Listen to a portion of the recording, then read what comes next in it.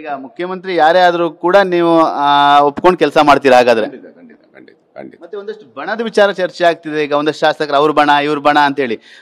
ಬೇಳೂರು ಗೋಪಾಲಕೃಷ್ಣ ಅವರು ಸಿದ್ದರಾಮಯ್ಯನ ಬಣನ ಇಲ್ಲ DK ಶಿವಕುಮಾರ್ ಅವರ ಬಣನ ಅನ್ನೋ ಒಂದು ಚರ್ಚೆ. ನಾನು ಕಾಂಗ್ರೆಸ್ ಬಣ, ಯಾವ ಬಣನೂ ಇಲ್ಲ ಇಲ್ಲಿ. ಯಾವ ಬಣ ಗಿಣ ಯಾವುದು ನಡೆಯೋದಲ್ರಿ. ಇವೆಲ್ಲ ಹೈಕಮಾಂಡ್ ಏನು ತೀರ್ಮಾನ ಮಾಡ್ತಾರೆ ಅದೇ ಬಣನೇ, ಅದೇನು ನಿರ್ಧಾರ ಆಗುತ್ತೆ ಅದೇನೆ. ಇಲ್ಲಿ ಬಣ ಅವ್ರ ಬಣ ಇವ್ರ ಬಣ ಅನ್ನೋದು ಯಾರೂ ಇಲ್ಲ. ನಾನು ಕಾಂಗ್ರೆಸ್ ಬಣ ಅಂತ ಹೇಳ್ತೇನೆ, ನಾನು ಯಾರದ್ದು ಬಣ ಅಂತ ನಾನೇನು ಹೇಳಿಲ್ಲ. ಹಾಗಾಗಿ ಇಲ್ಲಿ ಗೊಂದಲ ಸೃಷ್ಟಿಯಾಗೋದು ಬೇಡ.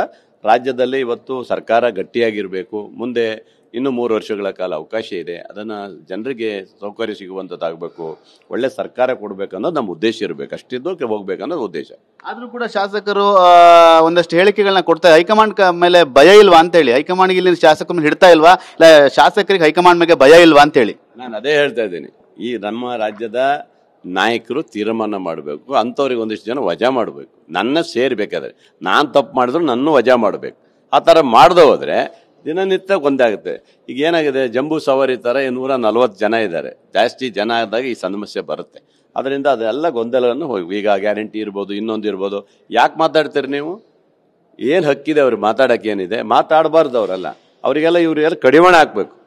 ನಮ್ಮ ಕೇಂದ್ರ ನಾಯಕರು, ರಾಜ್ಯ ನಾಯಕರು ಕಡಿವಾಣ ಹಾಕಿದರೆ ಯಾರು ತುಟುಕ್ ಪಿಟುಕ್ ಅನ್ನೋದಲ್ಲ. ಅದನ್ನ ಹಾಕುವಂಥದ್ದು ಬೇಕಲ್ಲ, ಅದಕ್ಕೆ ಈಗ ಹಾಕಕ್ಕೆ ಬಂದಿದ್ದಾರೆ. ಈಗ ಹಾಕ್ತಾರೆ. ಈಗ ಇನ್ಮೇಲಾದ್ರೂ ಕಡಿವಾಣ ಬೀಳುತ್ತೆ ಅಂತಂದ್ರೆ ಈ ತರ ಗೊಂದಲಗಳ ಹೇಳಿಕೆ ಯಾರು ಕೊಡ್ತಾರೆ ಅಂತ ಯಾರೇ ಇದ್ರು ಕೂಡ ಮೂಲ ಇಲ್ಲದೆ ವಜಾ ಮಾಡ್ಬೇಕು, ಕಡಿವಾಣ ಎಲ್ಲೋ ಕಡಿವಾಣ ಹಾಕಿ. ನೀವು ಯಾಕೆ ಹಾಕಲ್ಲ? ನೀವು ಮಾತಾಡೋಕ್ಕೆ ಪ್ರತಿ ಸರಿಗೂ ಸರ್ಕಾರದ ವಿರೋಧ ಮಾತಾಡೋರನ್ನ ಯಾರಿಗೂ ಬಿಡಬೇಡಿ ಅಂತ ನಾನು ಹೇಳ್ತದೆ. ಅವ್ರಿಗೆ ಮೇಲೆ ಅವ್ರು ಬೇಕಾದ್ರೆ ವಜಾ ಮಾಡಿ ಹಾಕಿ, ಸಸ್ಪೆಂಡ್ ಮಾಡಿ ಹಾಕಿ ಸ್ವಲ್ಪ ದಿನ ಅವರಿಗೆ.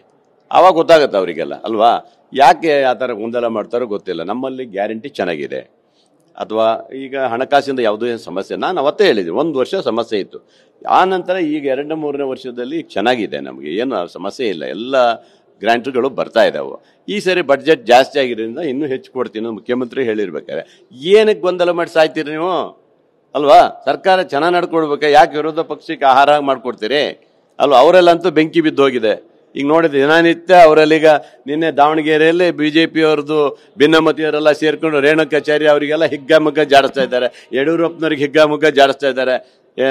ಇವ್ರು ಹೇಳಿದಾರಲ್ಲ, ನಮ್ಮ ಮಾಜಿ ಮಂತ್ರಿಗಳು, ನನ್ನ ಮಂತ್ರಿ ಮಾಡಿದ್ದು ಯಡಿಯೂರಪ್ಪನವರಲ್ಲ, ಕೇಂದ್ರ ನಾಯಕರುಗಳು. ಯಡಿಯೂರಪ್ಪನವ್ರು ಮುಖ್ಯಮಂತ್ರಿ ಮಾಡಿದ್ ನಾನು ಅಂತ ಹೇಳ್ಕೊಂಡು ಸಿದ್ದೇಶ್ವರ ಮೊನ್ನೆ ಹೇಳಿದ್ದಾರೆ. ನಿಮ್ಮಲ್ಲಿ 140 ಸಂಖ್ಯೆ ಆಗಿ ಜಾಸ್ತಿಯಾಗಿ ಈ ರೀತಿಯ ಗೊಂದಲಗಳು ಸೃಷ್ಟಿ ಆಯ್ತಾ? 140 ಜಾಸ್ತಿ ಆಗಿದೆ. ಜಂಬೂ ಸವಾರಿ ಅಂತಾರಲ್ಲ, ಹಂಗಾಗಿದೆ ನಮ್ಮಲ್ಲಿ. ಹಂಗಾಗಿ ಸಣ್ಣ ಪುಟ್ಟ ವ್ಯತ್ಯಾಸ ಆಗಿದ್ನ ಕಡಿವಾಣ ಹಾಕುವಂತ ಕೆಲಸ ಆಗ್ಬೇಕು ಅನ್ನೋದು ನನ್ನೊಂದು ಮಾತು. ನಿಮ್ದೇನಾದ್ರು ವೈಯಕ್ತಿಕ ಮನವಿ ಇದೆಯಾ ಸುರ್ಜೇವಾಲ ಅವ್ರ ಬಳಿ? ನಮ್ಮ ಯಾವ ವೈಯಕ್ತಿಕ ಮನವಿ ಏನಿಲ್ಲ. ಅದೆಲ್ಲ ಕೇಳಕ್ಕೇನಿದೆ, ನಾವೇನು ಸನ್ಯಾಸಿನಲ್ಲ. ಅವತ್ತೇ ಹೇಳ್ತೇನೆ, ನಾನೇನು ಸನ್ಯಾಸಿ ಇಲ್ಲ. 3 ಸಾರಿ MLA ಆಗಿದ್ದೇನೆ. ಬಂಗಾರಪ್ಪನವ್ರ ಗರಡಿಯಲ್ಲಿ ಬೆಳೆದಿದ್ದೇನೆ. ಒಂದು ಅವಕಾಶ ಕೊಡಿ ಅಂತ ಕೇಳಕ್ಕೇನು ತಪ್ಪೇನಿಲ್ಲ. ಕೊಡೋದು ಬಿಡೋದು ಅವ್ರಿಗೆ ಬಿಟ್ಟದು. ಹಂಗಂತ ಭಿನ್ನಮತ ಮಾಡೋದು, ಅದನ್ನ ವಿರೋಧ ಮಾಡುವಂಥದ್ದು ನಮ್ಮಲ್ಲಿ ಯಾವುದೂ ಇಲ್ಲ. ಅದೇ ಹೇಳ್ದಲ್ಲ, ಯಾವ ವಿರೋಧ ಭಿನ್ನಮತ ಮಾಡ್ತಾರೆ, ಯಾರು ಹೇಳಿಕೆ ಕೊಡ್ತಾರೆ, ಯಾವನೇ ಇರಲ್ರಿ ಅವನಿಗೆ ವಜಾ ಮಾಡುವಂಥ ಕೆಲಸ ನಮ್ಮ ಪಕ್ಷ ಮಾಡಬೇಕು. ಇವತ್ತಿನ ಮೀಟಿಂಗ್ ಅದನ್ನ ಹೇಳ್ತೀರಾ? ಯಾರು ಭಿನ್ನಮತೀಯ ಚಟುವಟಿಕೆಯನ್ನ ಮಾಡ್ತಾರೆ ಅವ್ರನ್ನ ವಜಾ ಮಾಡಿ ಅಂತ ನೇರವಾಗಿ ಹೇಳ್ತೀರಾ ಸುರ್ಜೇವಾಲರಿಗೆ? ನೇರವಾಗಿ ಸುರ್ಜೇವಾಲರಿಗೆ ಹೇಳ್ತೀನಿ. ನಾನು ಖಂಡಿತ ಹೇಳ್ತೀನಿ. ಸುರ್ಜೇವಾಲಜಿ ಅವರಿಗೆ ನೇರವಾಗಿ ಹೇಳ್ತೀನಿ, ಈ ಥರ ಮಾಡ್ಲಿಕ್ಕೆ ಬಿಡಬೇಡಿ. ಸರ್ಕಾರ ಗಟ್ಟಿಯಾಗಿದೆ, ಗ್ಯಾರಂಟಿ ಗಟ್ಟಿ ಇದೆ, ಕೆಲಸ ಗಟ್ಟಿ ಇದೆ, ಎಲ್ಲವೂ ಚೆನ್ನಾಗಿ ನಡೀತಾ ಇರಬೇಕಾದ್ರೆ ಗೊಂದಲಗಳನ್ನು ಕೊಡೋದು ಬೇಡ. ಏನಾರು ಇದ್ದರೆ ನೀವು ನೇರವಾಗಿ ಶಾಸಕ ಸಭೆಯಲ್ಲಿ ಮಾತಾಡಿ ಅಂತ ಹೇಳಲಿಕ್ಕೆ ಅವಕಾಶ ಕೊಡ್ಬೇಕು ಅವರಿಗೆ. Thank you sir.